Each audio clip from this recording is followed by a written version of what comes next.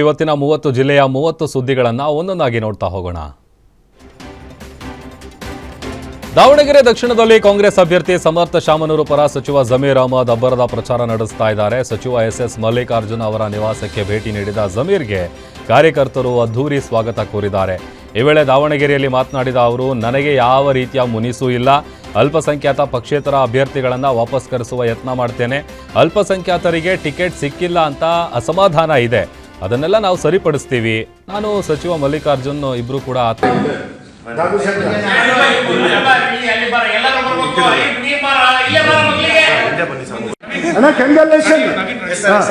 ದಯವಿಟ್ಟು ಅವ್ರನ್ನ ಹಾಕ್ತೇನೆ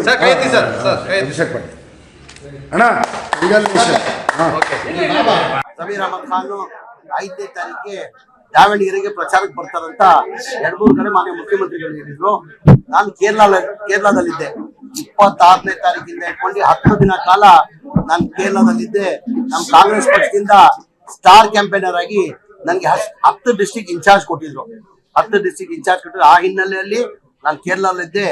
ನಾನು 5ನೇ ತಾರೀಕು ಬರ್ಬೇಕಂತ ತೀರ್ಮಾನ ಮಾನ್ಯ ಮುಖ್ಯಮಂತ್ರಿ ಸೂಚನೆ ಮೇಲೆ 5ನೇ ತಾರೀಕು ಪ್ರಚಾರಕ್ಕೆ ಬರ್ತೀನಿ ಅಂತ ಹೇಳಿದೆ. ನಾನು ಇವತ್ತು ಪ್ರಚಾರಕ್ಕೋಸ್ಕರ ದಾವಣಗೆರೆಗೆ ಪ್ರಚಾರಕ್ಕೋಸ್ಕರ ನಾನು ಇವತ್ತು ಬಂದಿದ್ದೀನಿ. ನಾಮಿನೇಷನ್ ಹಾಕಿದ್ದೀನ. ನಾನು ಮಾನ್ಯ ಮುಖ್ಯಮಂತ್ರಿಗಳ ಜೊತೆಲಿ ಬರ್ಬೇಕಾಗಿತ್ತು. ನನ್ ಕ್ವಶನ್ ಇತ್ತು, 3 ಕ್ವಶನ್ಸ್ ಇತ್ತು. ಅಲ್ಲೇ ಮಾಧ್ಯಮದಲ್ಲಿ ವಿಧಾನಸಭೆಯಲ್ಲಿ ಹೇಳಿದೆ ಮಾಧ್ಯಮದವ್ರಿಗೆ. ನಾನು ಆಕ್ಚುಲ್ ಕ್ವಶನ್ ಇದ್ದಿದ್ದ ಕಾರಣಕ್ಕೆ ನಾನು ಹೋಗಕ್ ಸಾಧ್ಯ ಆಗಿಲ್ಲ. ನಾನು ಚುನಾವಣೆ ಪ್ರಚಾರಕ್ಕೆ ಹೋಗ್ತೀನಿ, ಗೆಲ್ಸ್ಕೊಂಡೇ ಬರ್ತೀನಿ ಅಂತ ಹೇಳಿದ್ದೀನಿ. ನಾನು ಏನೇನು ಕಂಡೀಷನ್ ಹಾಕಿ ಚಡ್ಡಿ ದೋಸ್ಗಳು ಏನೋ ನಾನು ಇವರಿಗೆ ಜಮೀರ್ ಅಂತಾನೆ ಮಾತಾಡೋದು, ಅವನು ಮಲ್ಲು ಅಂತಾನೆ ಮಾತಾಡೋದು, ಬಾರೋ ಹೋಗು ಅಂತ ಅವನು ಕರಿತಾನೆ, ನಾನು ಬಾರೋ ಹೋಗು ಅಂತಾನೆ ಕರಿತೇವೆ. ಏನು ಅದ್ರಾಗೇನು ಎರಡನೇ ಮಾತಿಲ್ಲಪ್ಪ. ಎಲ್ಲ ಸ್ನೇಹಿತರಲ್ಲೇ ನಾವು ನಡ್ಕೊಂಡಿದ್ದು. ಏನೋ ಒಂದು ಸಣ್ಣ ವಿಷಯಗಳಿಗಳು ಆಗಿರ್ಬೋದು, ಆದರೆ ಎಲ್ಲ ಸರಿ ಹೋಗೈತಿ. ಯಾವುದು ಏನು ವೈಯಕ್ತಿಕವಾಗಿ ಯಾವುದೂ ಇಲ್ಲ. ಜಮೀರು ನಾವು ಸ್ನೇಹಿತರಾಗೇ ಇರ್ತೀವಿ.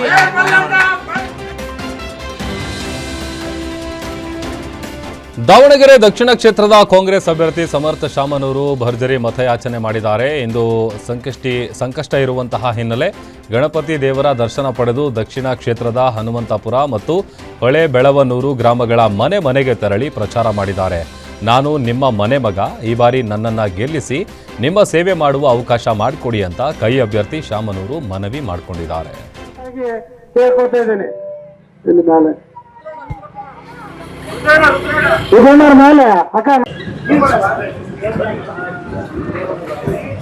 ನಮಸ್ಕಾರ ರೀ.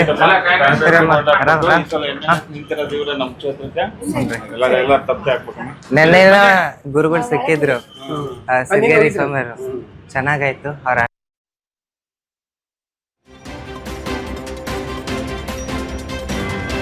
ಬಾಗಲಕೋಟೆಯಲ್ಲಿ ಕಾಂಗ್ರೆಸ್ ಅಭ್ಯರ್ಥಿ ಉಮೇಶ್ ಮೇಟಿ ಪರ ಪ್ರಚಾರ ಜೋರಾಗಿದೆ. ಇಂದು ಶಾಸಕ ವಿಜಯಾನಂದ ಕಾಶಪ್ಪನವರ್ ಭರ್ಜರಿ ಪ್ರಚಾರ ಮಾಡಿದ್ದು, ಇದೇ ವೇಳೆ ನೂರಾರು ಬೈಕ್ ರ್ಯಾಲಿಯ ಮೂಲಕ ಕಾಶಪ್ಪನವರಿಗೆ ಯುವಕರು ಸ್ವಾಗತ ಮಾಡಿದ್ದಾರೆ. ಬೆಣ್ಣೂರು ಕ್ರಾಸ್ನಿಂದ ನೂರಾರು ಬೈಕ್ ರ್ಯಾಲಿ ಮೂಲಕ ಇಲಾಳ, ಸಿರಗುಪ್ಪಿ, ತಳಗಿಹಾಳ, ಆರ್ಸಿ ಗಲ್ಲಿಯಲ್ಲಿ ಪ್ರಚಾರ ಸಭೆ ಮಾಡಿದ್ದು, ಗ್ರಾಮಸ್ಥರು ಸಖತ್ ರೆಸ್ಪಾನ್ಸ್ ಕೊಟ್ಟಿದ್ದಾರೆ.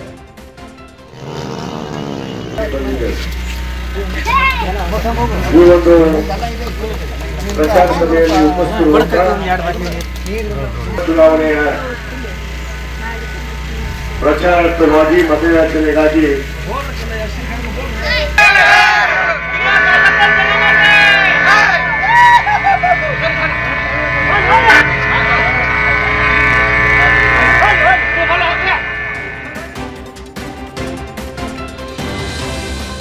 ಕೇರಳ ರಾಜ್ಯದ ವಿಧಾನಸಭೆ ಚುನಾವಣೆ ಹಿನ್ನೆಲೆ ಚುನಾವಣಾ ಮತ ಪ್ರಚಾರ ಸಭೆಯಲ್ಲಿ ಭಾಗಿಯಾಗಲು ವಿಶೇಷ ವಿಮಾನದ ಮೂಲಕ ಮಂಗಳೂರು ಅಂತಾರಾಷ್ಟ್ರೀಯ ವಿಮಾನ ನಿಲ್ದಾಣಕ್ಕೆ ಸಿಎಂ ಸಿದ್ದರಾಮಯ್ಯ ಆಗಮಿಸಿದರು. ಕಾಂಗ್ರೆಸ್ ಕಾರ್ಯಕರ್ತರು ವಿಮಾನ ನಿಲ್ದಾಣದಲ್ಲಿ ಸಿಎಂಗೆ ಸ್ವಾಗತ ಕೋರಿದರು. ರಸ್ತೆ ಮಾರ್ಗದ ಮೂಲಕ ಕೇರಳ ರಾಜ್ಯದ ಕಾಸರಗೋಡು ಜಿಲ್ಲೆಯ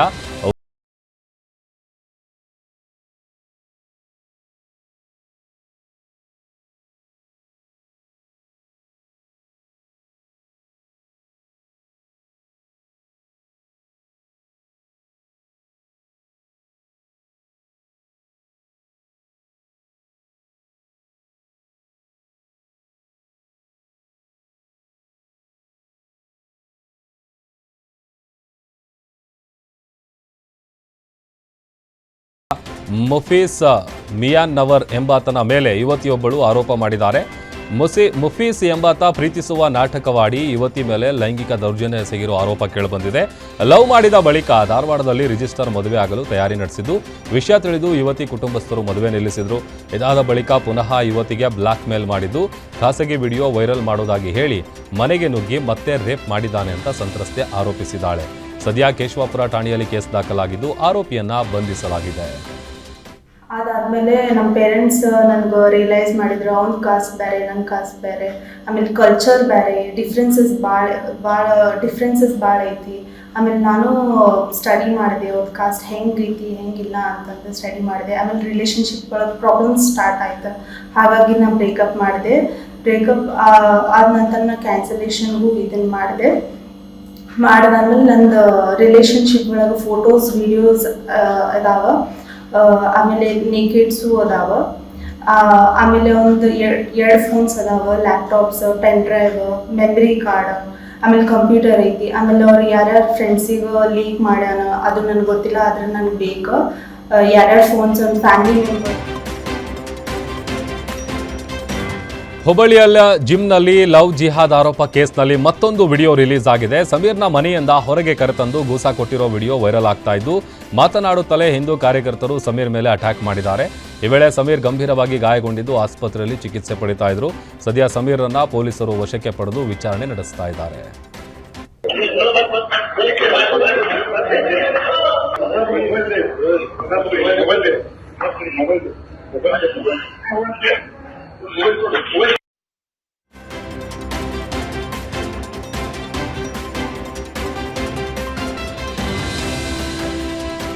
ಕಾರವಾರದ ನೆಹರು ನಗರದಲ್ಲಿ ಸಾಲ ಮರುಪಾವತಿ ಕೇಳಲು ಹೋದ ಮಹಿಳೆಯರ ಮೇಲೆ ಹಲ್ಲೆ ನಡೆದಿದೆ.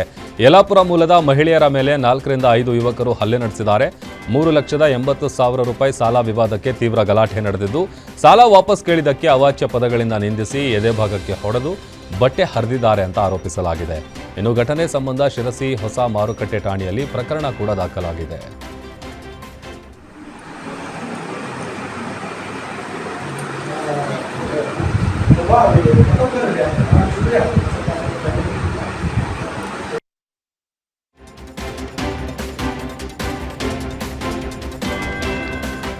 ಬೀದರ್ ಜಿಲ್ಲೆಯಲ್ಲಿ ಬೀದಿ ನಾಯಿಗಳ ಹಾವಳಿ ದಿನದಿಂದ ದಿನಕ್ಕೆ ಹೆಚ್ಚಾಗಿದೆ. ಮನೆ ಮುಂದೆ ಆಟ ಆಡ್ತಾ ಇದ್ದ ಮಕ್ಕಳ ಮೇಲೆ ಬೀದಿ ನಾಯಿಗಳು ದಾಳಿ ಮಾಡಿರುವ ಘಟನೆ ಬಸವ ಕಲ್ಯಾಣದ ಚಾವುಸ್ ಗಲಿಯಲ್ಲಿ ನಡೆದಿದೆ. ನಾಯಿಗಳು ಬರ್ತಿದ್ದಂತೆ ಆಟ ಆಡ್ತಿದ್ದ ಮಕ್ಕಳು ಹೆದರಿ ಮನೆಗೆ ಓಡಿ ಹೋಗಿದ್ದು, ಇಬ್ಬರಿಗೆ ನಾಯಿಗಳು ಓಡಿಸಿಕೊಂಡು ಹೋಗಿ ಕಚ್ಚಿದೆ. ಈ ದೃಶ್ಯ ಸಿಸಿ ಕ್ಯಾಮೆರಾದಲ್ಲಿ ಸೆರೆಯಾಗಿದೆ. ಇನ್ನು ಬೀದರ್ನಲ್ಲಿ ಬೀದಿ ನಾಯಿ ಹಾವಳಿ ಕಾಟ ಹೆಚ್ಚಾದ ಹಿನ್ನೆಲೆ ಬೀದಿ ನಾಯಿಗಳನ್ನು ನಿಯಂತ್ರಿಸುವಂತೆ ನಗರಸಭೆಗೆ ಸ್ಥಳೀಯರು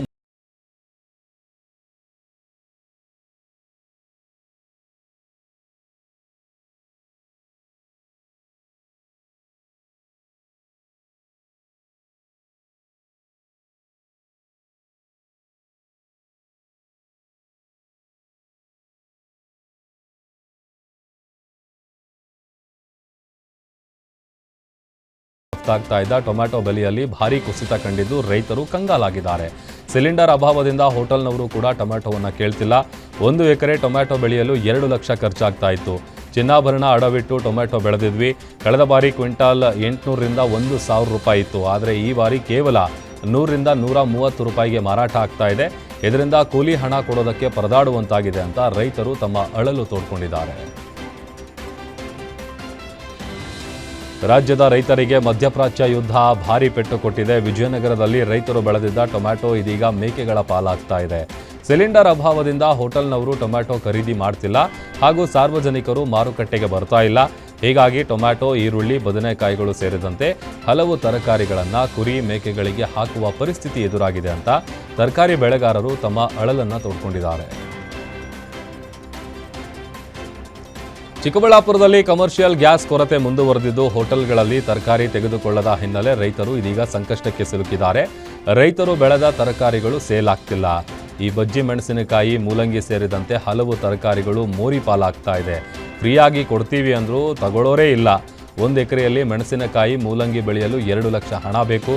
ಬೆಳೆದ ಬೆಳೆಯಲ್ಲಿ 1 ರೂಪಾಯಿ ಕೂಡ ಕೈಗೆ ಬಾರದಂತಾಗಿದೆ ಅಂತ ರೈತರು ತಮ್ಮ ಅಳಲು ತೋಡ್ಕೊಂಡಿದ್ದಾರೆ.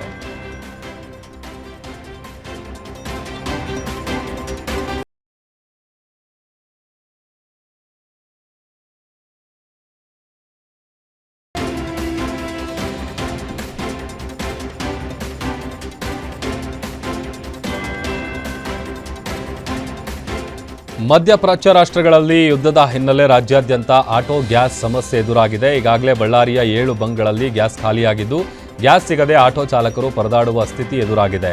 ಗ್ಯಾಸ್ ಸಿಗದಿದ್ರೆ ಜೀವನ ನಡೆಸೋದು ಹೇಗೆ ಅಂತ ಕಂಗಾಲಾಗಿರೋ ಆಟೋ ಚಾಲಕರು ತಕ್ಷಣ ಕೇಂದ್ರ ಸರ್ಕಾರ ಇತ್ತ ಗಮನ ಹರಿಸಬೇಕು ಅಂತ ಮನವಿ ಮಾಡಿದ್ದಾರೆ. ಕೊಲ್ಲಿ ಯುದ್ಧದ ಎಫೆಕ್ಟ್ ರಾಜ್ಯಾದ್ಯಂತ ತಟ್ತಾ ಇದೆ. LPG ಗ್ಯಾಸ್ ಸಿಗದೆ ಆಟೋ ಚಾಲಕರು ಪಾಪ ಕಂಗಾಲಾಗಿದ್ದಾರೆ.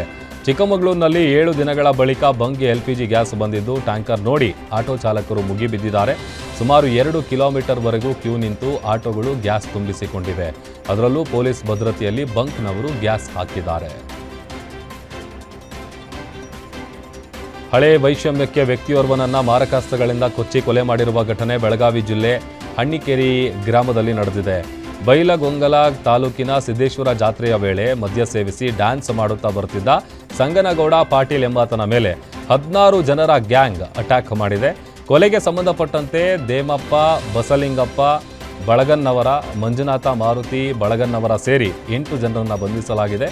ಇನ್ನು ಸ್ಥಳಕ್ಕೆ ಪೊಲೀಸರು ಭೇಟಿ ನೀಡಿ ಪರಿಶೀಲನೆ ನಡೆಸಿದ್ದಾರೆ. ಘಟನೆಯ ಸಂಬಂಧ ಬೈಲಹೊಂಗಲ ಪೊಲೀಸ್ ಠಾಣೆಯಲ್ಲಿ ಪ್ರಕರಣ ದಾಖಲಾಗಿದೆ.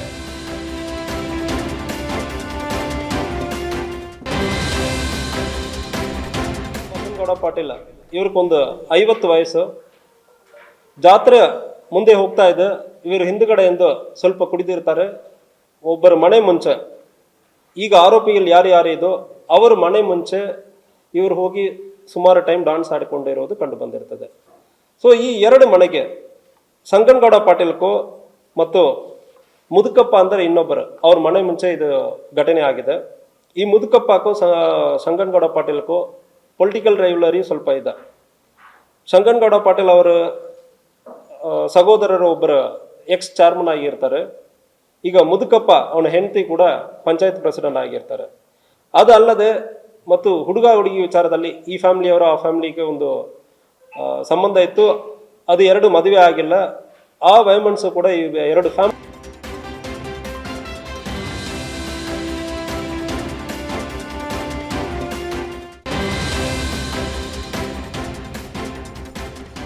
ಆನೇಕಲ್ನಲ್ಲಿ ಕೊಲೆ ಮಾಡಿ ಗೋಣಿ ಚೀಲದಲ್ಲಿ ಮೃತದೇಹ ಹಾಕಿದ ಆರೋಪಿ ಅರೆಸ್ಟ್ ಆಗಿದ್ದಾನೆ. ಹೆಬ್ಬಗೋಡಿ ಪೊಲೀಸರಿಂದ ಒಡಿಶಾ ಮೂಲದ ಬಸುದೇವ್ ಮಲ್ಲಿಕ್ ಎಂಬಾತನ ಬಂಧನವಾಗಿದ್ದು ತನ್ನ ಸ್ನೇಹಿತ ಸುನಿಲ್ ಎಂಬಾತನಿಗೆ ಕಂಠಪೂರ್ತಿ ಕುಡಿಸಿ ಕೊಲೆ ಮಾಡಿದ್ದಾನೆ.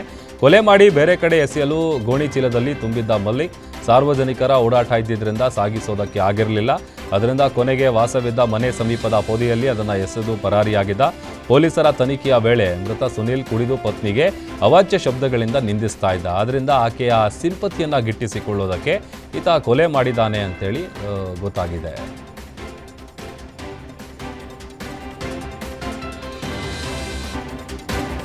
ಮೈಸೂರು ಜಿಲ್ಲೆ ನಂಜನಗೂಡು ತಾಲೂಕಿನ ತಗಡೂರು ಗ್ರಾಮದಲ್ಲಿ ವಿಶೇಷ ಚೇತನನ ಮೇಲೆ ಹಲ್ಲೆ ನಡೆದಿದೆ. ಮುದ್ದು ಮಾದೇಗೌಡ ಎಂಬ ವಿಶೇಷ ಚೇತನನ ಮೇಲೆ ಬಸವಣ್ಣ ಎಂಬ ವ್ಯಕ್ತಿ ಹಲ್ಲೆ ನಡೆಸಿದ್ದಾನೆ. ಕಳೆದ ಮಾರ್ಚ್ 31ರಂದು ಮುದ್ದು ಮಾದೇಗೌಡ 3 ಚಕ್ರದ ಬೈಕ್ನಲ್ಲಿ ಮನೆಗೆ ತೆರಳುತ್ತಿದ್ದಾಗ ಬಸವಣ್ಣ ರಸ್ತೆಗೆ ಅಡ್ಡಲಾಗಿ ಮುಳ್ಳು ಹಾಕಿದ್ರು. ಇದನ್ನ ಪ್ರಶ್ನೆ ಮಾಡಿದ್ದಕ್ಕೆ ಗಲಾಟೆ ಮಾಡಿ ಹಲ್ಲೆ ನಡೆಸಿದ್ದಾರೆ. ಸದ್ಯ ಮುದ್ದು ಮಾದೇಗೌಡ ಸರ್ಕಾರಿ ಆಸ್ಪತ್ರೆಯಲ್ಲಿ ಚಿಕಿತ್ಸೆ ಪಡಿತಾ ಇದ್ದು ಘಟನೆಯ ಸಂಬಂಧ ದೊಡ್ಡ ಕಲವಂದೆ ಪೊಲೀಸ್ ಠಾಣೆಯಲ್ಲಿ ಪ್ರಕರಣ ದಾಖಲಾಗಿದೆ. ಯಾರು ಕರ್ಕೊ ಹೋಗೋರಿದ್ರು ಸ್ವಾಮಿ, ನಾನು ಎಟ್ಗೋಗ್ಲಿ ಸ್ವಾಮಿ, ನಾನು ನನಗೆ ಗೋವಾ ಆಗ್ತಾನೆ. ಯಾರು ಕರ್ಕೋದ್ರಿ ಎಲ್ಲಿ ನಂಗೆ ಯಾರು ಮಾಡ್ರಿ ಹೇಳಿ, ನಂಗೆ ಯಾರು ಎಟ್ಟು ಮಾಡ್ಕೊಳ್ಳೋ ಸ್ವಾಮಿ, ನೀವೇ ಮಾಡ್ಕೊಳ್ಬೇಕು. ದಯವಿಟ್ಟು ಎಲ್ಲ ಸೇರಿ ನಂಗೆ ರಕ್ಷಣೆ ಕೊಡಬೇಕು. ನಾನು ಏನು ಸರ್, ನನಗೆ ಮಕ್ಕಳವ ಸರ್, ಜೀವನ ಪಡಕ್ಕೆ ತೊಂದ್ರಿ ಸರ್, ಬರೀ ಕಾಲವಿಲ್ಲ ಸರ್, ದಯವಿಟ್ಟು ರಕ್ಷಣೆ ಕೊಡಿ ಸರ್. ಕೊಲೆ ಬೆದರಿಕೆ ಹಾಕಿ ನನಗೆ ಜೀವನಕ್ಕೆ ಭಾರಿ ತೊಂದರೆ ಮಾಡ್ತಾರೆ ಸರ್.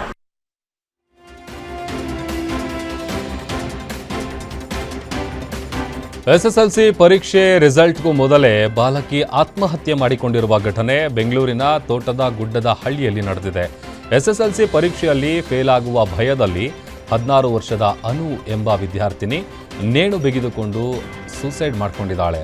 ಪೋಷಕರು ಕೆಲಸಕ್ಕೆ ತೆರಳಿದ್ದ ವೇಳೆ ವಿದ್ಯಾರ್ಥಿನಿ ಆತ್ಮಹತ್ಯೆ ಮಾಡಿಕೊಂಡಿದ್ದು ತಂದೆ ಕೆಲಸ ಮುಗಿಸಿ ಮನೆಗೆ ಬಂದಾಗ ಘಟನೆ ಬೆಳಕಿಗೆ ಬಂದಿದೆ.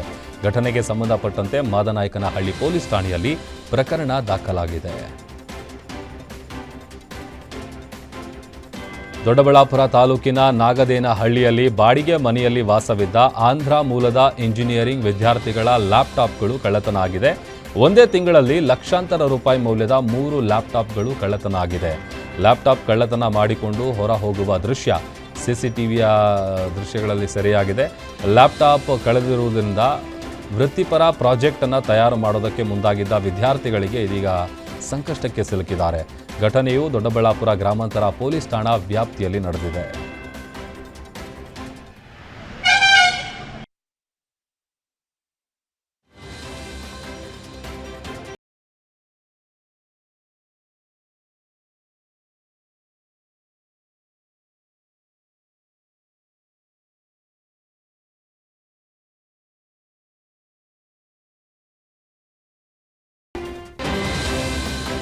ತುಮಕೂರು ಜಿಲ್ಲೆಯ ಶಿರಾ ತಾಲೂಕಿನ ಮಿನಿ ವಿಧಾನಸೌಧದ ಬಳಿ ಖಾಸಗಿ ಬಸ್ ಮತ್ತು ಕೆಎಸ್ಆರ್ಟಿಸಿ ಬಸ್ ನಡುವೆ ಅಪಘಾತ ಸಂಭವಿಸಿದೆ.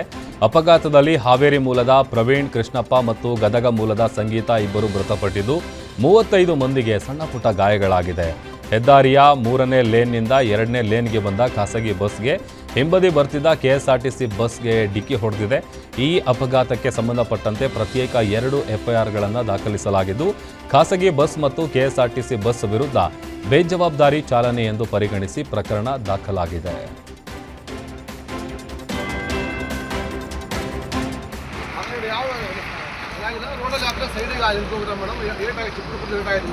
ಚಿಕ್ಕಪುಟ್ಟಲ್ಲ ಜಾಸ್ತಿನೇ ಏಟಾಗಿದೆ.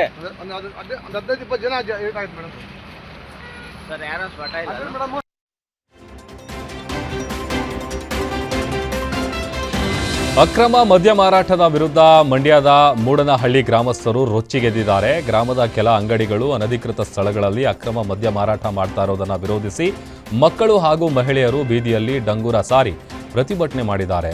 ಅಕ್ರಮ ಮದ್ಯ ಮಾರಾಟ ದಂಧೆಗೆ ಸ್ಥಳೀಯ ಅಬಕಾರಿ ಅಧಿಕಾರಿಗಳು ಬೆಂಬಲ ನೀಡುತ್ತಿದ್ದಾರೆ ಅಂತ ಆರೋಪಿಸಿ ಮೆರವಣಿಗೆಯ ಮೂಲಕ ಅಬಕಾರಿ ಕಚೇರಿಗೆ ಮುತ್ತಿಗೆ ಹಾಕಿ ಪ್ರತಿಭಟಿಸಿದ್ದಾರೆ. ಅಕ್ರಮ ಮದ್ಯ ಮಾರಾಟದ ವಿರುದ್ಧ ಮಹಿಳೆಯರ ಆಕ್ರೋಶ ವ್ಯಕ್ತಪಡಿಸಿ ಮದ್ಯ ಮುಕ್ತ ಗ್ರಾಮ ಮಾಡಬೇಕು ಅಂತ ಸ್ಥಳೀಯರು ಪಟ್ಟು ಹಿಡಿದಿದ್ದಾರೆ. ಊರಿನಲ್ಲಿ ಮದ್ಯ ಮಾರಾಟ ಅಕ್ರಮವಾಗಿ ನಡೀತಾ ಇದೆ. ಬೀದಿಯಲ್ಲೇ ಮಾರಾಟ ಮಾಡ್ತಾವ್ರೆ. ಅದರಿಂದ ನಮ್ಮ ಇಲಾಖೆ ಹೆಚ್ಚಿನ ಕ್ರಮವನ್ನು ತೆಗೆದುಕೊಂಡು ತಮಗೆ ನ್ಯಾಯವನ್ನು ಕೊಡಿಸಬೇಕಾಗಿ ತಮ್ಮಲ್ಲಿ ಮನವಿ ಮಾಡಿಕೊಳ್ಳುತ್ತೇವೆ. ಊರಿನಲ್ಲಿ ಮದ್ಯ ಮಾರಾಟ ಅಕ್ರಮವಾಗಿ ನಡೀತಾ ಇದೆ. ಬೀದಿಯಲ್ಲೇ ಮಾರಾಟ ಮಾಡ್ತಾವ್ರೆ. ಬಳ್ಳಾರಿ ಜಿಲ್ಲೆಯಲ್ಲಿ ಗಣಿಗಾರಿಕೆ ಅಬ್ಬರ ಕಡಿಮೆ ಆಯಿತು ಅಂದುಕೊಳ್ಳುವಷ್ಟರಲ್ಲೇ ಅಕ್ರಮ ಮರಳು ದಂಧೆ ಹೆಗ್ಗಿಲ್ಲದೆ ನಡೀತಾ ಇದೆ. ಸಿರುಗುಪ್ಪ ತಾಲೂಕಿನಲ್ಲಿ ಸ್ಯಾಂಡ್ ಮಾಫಿಯಾ ಯಾವುದೇ ಭಯವಿಲ್ಲದೆ ರಾಜಾರೋಷವಾಗಿ ತನ್ನ ವ್ಯವಹಾರವನ್ನು ನಡೆಸ್ತಾ ಇದೆ. ಅನುಮತಿ ಪಡೆಯದೆ ಟ್ರ್ಯಾಕ್ಟರ್ ಮತ್ತು ಇಟಾಚಿ ಯಂತ್ರಗಳ ಮೂಲಕ ಮರಳು ಹಾಗೂ ಗ್ರಾವೆಲ್ ಸಾಗಾಟ ಎಗ್ಗಿಲ್ಲದೆ ನಡೀತಾ ಇದೆ. ಕಳೆದ 15 ದಿನಗಳಿಂದ ಈ ಅಕ್ರಮ ದಂಧೆ ನಡೀತಾ ಇದ್ರು ಅಧಿಕಾರಿಗಳು ಮತ್ತು ಕುರಗೋಡು ಪೊಲೀಸರು ಮಾತ್ರ ಕಣ್ಮುಚ್ಚಿ ಕುಳಿತಿದ್ದಾರೆ ಎಂದ ಆರೋಪ ಕೇಳಿಬಂದಿದೆ.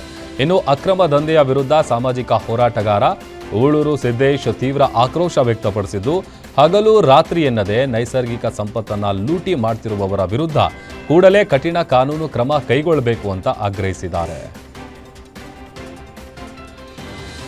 ಕೊಡಗು ಜಿಲ್ಲೆಯ ಪ್ರಸಿದ್ಧ ಪ್ರವಾಸಿ ತಾಣ ತಡಿಯಂಡವೋಳ್ ಬೆಟ್ಟಕ್ಕೆ ಟ್ರೆಕ್ಕಿಂಗ್ಗೆ ತೆರಳಿದ್ದ ಕೇರಳ ಮೂಲದ ಶರಣ್ಯ ನಾಪತ್ತೆಯಾಗಿದ್ದು 4 ದಿನಗಳ ನಿರಂತರ ಹುಡುಕಾಟದ ನಂತರವೂ ಆಕೆ ಪತ್ತೆಯಾಗಿಲ್ಲ. ತಡಿಯಂಡವೋಳ್ ತಪ್ಪಲಿನ ಹೋಮ್ ಸ್ಟೇ ಒಂದರಲ್ಲಿ ತಂಗಿದ್ದ ಶರಣ್ಯ ಕಳೆದ ಗುರುವಾರ ಒಟ್ಟು 9 ಜನರ ತಂಡದೊಂದಿಗೆ ಬೆಟ್ಟಕ್ಕೆ ಟ್ರೆಕ್ಕಿಂಗ್ಗೆ ಅಂತ ತೆರಳಿದ್ರು. ಟ್ರೆಕ್ಕಿಂಗ್ ಮುಗಿಸಿ ವಾಪಸ್ ಬರುವ ಸಮಯದಲ್ಲಿ ಶರಣ್ಯ ತಂಡದಿಂದ ಬೇರ್ಪಟ್ಟಿದ್ರು ಅಂತ ಹೇಳಲಾಗಿದೆ. ಇನ್ನು ಕಾಣೆಯಾದ ಶರಣ್ಯ ಅವರಿಗಾಗಿ ಕಳೆದ 4 ದಿನಗಳಿಂದ ಶೋಧ ಕಾರ್ಯ ನಡೀತಾ ಇದ್ದು, ಪತ್ತೆಯಾಗದ ಹಿನ್ನೆಲೆ ಸುಮಾರು 60ಕ್ಕೂ ಹೆಚ್ಚು ಪೊಲೀಸ್ ಸಿಬ್ಬಂದಿ ಮತ್ತು ಅರಣ್ಯ ಇಲಾಖೆಯ ಸಿಬ್ಬಂದಿ ಡ್ರೋನ್ ಕ್ಯಾಮೆರಾ ಹಾಗೂ ಡಾಗ್ ಸ್ಕ್ವಾಡ್ ಕೂಡ ಬಳಕೆ ಮಾಡಿಕೊಂಡಿದ್ದಾರೆ.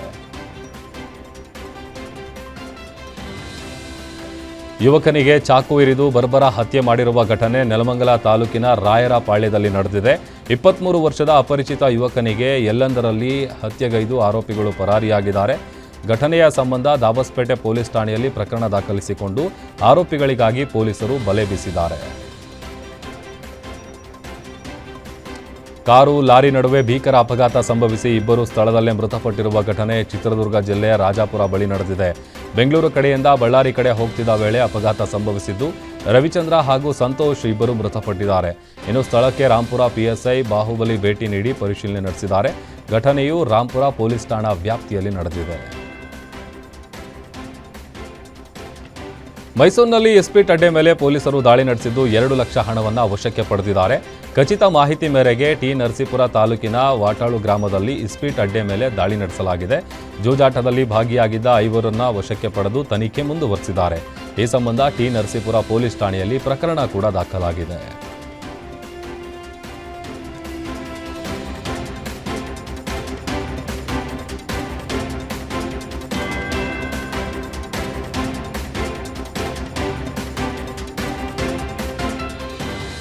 ಕೆರೆಯಲ್ಲಿ ಮೀನು ಹಿಡಿಯಲು ಹೋಗಿದ್ದ ಯುವಕ ನೀರು ಪಾಲಾಗಿರೋ ಘಟನೆ ತುಮಕೂರಿನಲ್ಲಿ ನಡೆದಿದೆ. ತಿಪಟೂರಿನ ಸಾರತಹಳ್ಳಿ ಗ್ರಾಮದ ಕೆರೆಯಲ್ಲಿ ದುರಂತ ನಡೆದಿದ್ದು ಅಗ್ನಿಶಾಮಕ ದಳದ ಸಿಬ್ಬಂದಿ ಮೃತದೇಹ ಹೊರ ತೆಗೆದಿದ್ದಾರೆ. ಮೃತ ಲಿಂಗರಾಜು ಗುಬ್ಬಿ ತಾಲೂಕಿನ ಹೊನ್ನಕಂಬಿಹಟ್ಟಿಯ ಗ್ರಾಮದ ನಿವಾಸಿಯಾಗಿದ್ದು ಗೊಲ್ಲರಹಟ್ಟಿಯ ಜಾತ್ರೆಗೆ ಬಂದಿದ್ದ ವೇಳೆ ಈ ದುರಂತ ನಡೆದಿದೆ. ಹೊನ್ನವಳ್ಳಿ ಪೊಲೀಸ್ ಠಾಣೆಯಲ್ಲಿ ಪ್ರಕರಣ ದಾಖಲಾಗಿದೆ.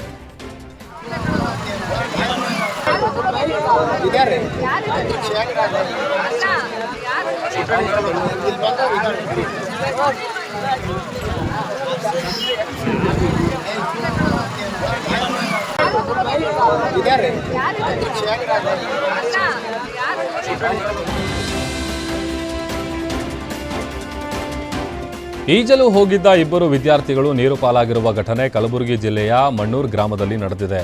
ಮಣ್ಣೂರು ಗ್ರಾಮದ ಯಲ್ಲಮ್ಮನ ದೇವಸ್ಥಾನಕ್ಕೆ ಹರಕೆ ತೀರಿಸಲೆಂದು ಬಂದಿದ್ದ ವೇಳೆ ಈಜಲು ಹೋಗಿ ಮೃತಪಟ್ಟಿದ್ದಾರೆ. ಭೀಮಾ ನದಿ ಒಳ ಹರಿವಿಗೆ ಸಿಲುಕಿ ಪುಂಡಲಿಕ್ ಮೂಲಿಮನಿ ಹಾಗೂ ಮಹೇಶ್ ಮೃತಪಟ್ಟಿದ್ದಾರೆ. ಘಟನೆಯ ಸಂಬಂಧ ಅಫಜಲಾಪುರ ಪೊಲೀಸ್ ಠಾಣೆಯಲ್ಲಿ ಪ್ರಕರಣ ದಾಖಲಾಗಿದೆ. ಮಂಡ್ಯ ಜಿಲ್ಲಾ ಪೊಲೀಸರು ಭರ್ಜರಿ ಕಾರ್ಯಾಚರಣೆ ನಡೆಸಿದ್ದಾರೆ. ಜಿಲ್ಲೆಯ ಉಪವಿಭಾಗದಲ್ಲಿ ನಡೆದ 50ಕ್ಕೂ ಹೆಚ್ಚು ಕಳ್ಳತನ ಪ್ರಕರಣಗಳನ್ನು ಭೇದಿಸಿ 28 ಜನರನ್ನು ಬಂಧಿಸಿದ್ದಾರೆ. ಬಂಧಿತರಿಂದ ಬರೋಬ್ಬರಿ 2.20 ಕೋಟಿ ಮೌಲ್ಯದ ಚಿನ್ನಾಭರಣ, 39,000 ನಗದು, 26 ಬೈಕ್, 1 ಕಾರು ವಶಕ್ಕೆ ಪಡೆದುಕೊಂಡಿದ್ದಾರೆ. ಪ್ರಕರಣದಲ್ಲಿ ಅಂತಾರಾಜ್ಯ ಕಳ್ಳ ಸೇರಿ ಅಪ್ರಾಪ್ತರು ಹಲವು ಕಡೆ ಕೃತ್ಯ ಎಸಗಿದ್ದಾರೆ ಎನ್ನಲಾಗಿದೆ. ಇನ್ನು ಪ್ರಕರಣದಲ್ಲಿ ಚಿನ್ನಾಭರಣ ಕಳೆದುಕೊಂಡವರಿಗೆ ಚಿನ್ನಾಭರಣಗಳನ್ನು ವಾಪಸ್ ನೀಡಿದ್ದಾರೆ. ಅಲ್ಲದೆ ಪ್ರಕರಣ ಭೇದಿಸಿದ ಪೊಲೀಸ್ ಅಧಿಕಾರಿಗಳ ಕಾರ್ಯಕ್ಕೆ ಎಸ್ಪಿ ಶೋಭಾರಾಣಿ ಪ್ರಶಂಸೆ ವ್ಯಕ್ತಪಡಿಸಿ ನಗದು ಬಹುಮಾನ ಘೋಷಣೆ ಮಾಡಿದ್ದಾರೆ.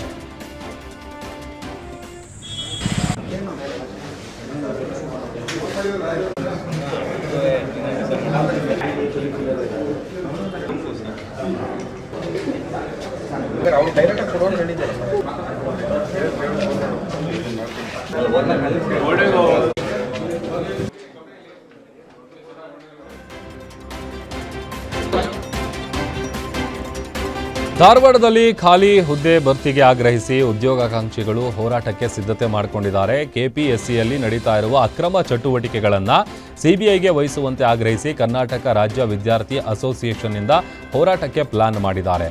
ಕಳೆದ ಫೆಬ್ರವರಿಯಲ್ಲಿ ನಡೆದಿದ್ದ ಉದ್ಯೋಗಾಕಾಂಕ್ಷಿಗಳ ಬೃಹತ್ ಹೋರಾಟದಿಂದ ಖಾಲಿ ಹುದ್ದೆ ಭರ್ತಿ ಮಾಡೋದಾಗಿ ಸರ್ಕಾರ ಮಾತು ಕೊಟ್ಟಿತ್ತು. ಆದರೆ ಸರ್ಕಾರ ಈವರೆಗೂ ಖಾಲಿ ಹುದ್ದೆ ಭರ್ತಿಗೆ ಅಧಿಸೂಚನೆ ಹೊರಡಿಸದ ಹಿನ್ನೆಲೆ ಏಪ್ರಿಲ್ 8ರಂದು ಜಿಲ್ಲಾಧಿಕಾರಿ ಕಚೇರಿ ಎದುರು ಪ್ರತಿಭಟನೆ ಮಾಡೋದಾಗಿ ತಯಾರಿ ಮಾಡಿಕೊಂಡಿದ್ದಾರೆ.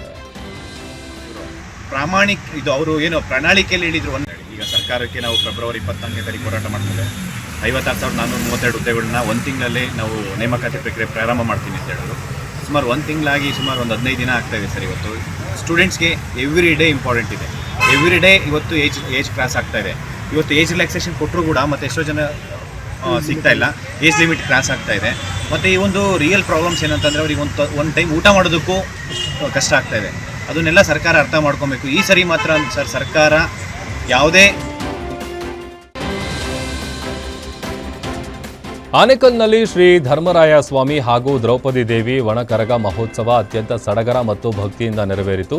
ವೈಭವದ ಉತ್ಸವಕ್ಕೆ ಸಾವಿರಾರು ಭಕ್ತರು ಸಾಕ್ಷಿಯಾಗಿದ್ದಾರೆ.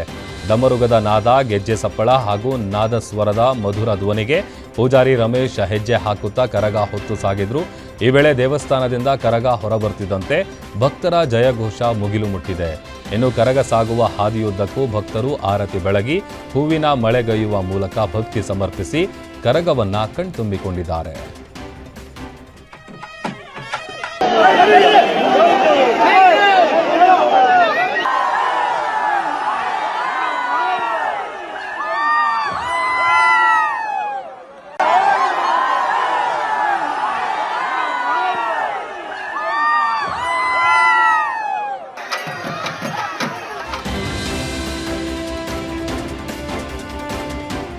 ಇದಾಗಿತ್ತು ಇವತ್ತಿನ 30 ಜಿಲ್ಲೆಯ 30 ಸುದ್ದಿಗಳು. ನೋಡ್ತಾರೆ ಗ್ಯಾರಂಟಿ ನ್ಯೂಸ್, ಸುದ್ದಿ ಖಚಿತ, ನ್ಯಾಯ ನಿಶ್ಚಿತ.